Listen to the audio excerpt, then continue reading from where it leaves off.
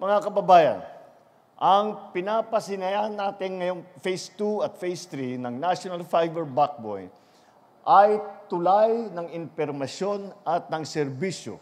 Dahil dito, halos 1,800 kilometro ang nailatag para sa bagong fiber network na ito.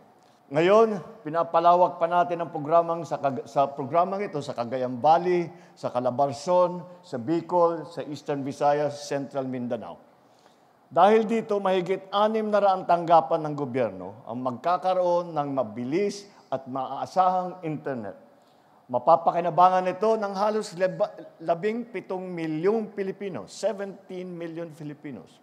At kapag buo na ang National Fiber Backbone, maaari pang mabawasan ang gastos ng mga telco at internet provider dahil may sarili na tayong infrastruktura. Mas abot kayang internet, mas maraming Pilipino ang konektado. Ito po ay tinatawag nating digital bayanihan.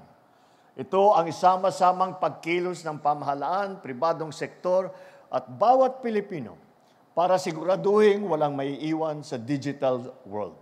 Pero habang pinapalawak natin ang koneksyon sa bansa gamit ang mga fiber optic cable, huwag natin kalimutan ang koneksyon sa lupa.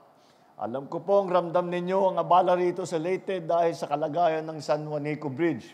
Mahabang pila, mabagal ang biyahe, maraming naabala. Kaya sa DPWH, talagang tinutulak natin sila na bilisan ang retrofitting. Tapos, para matapos agad ng maayos.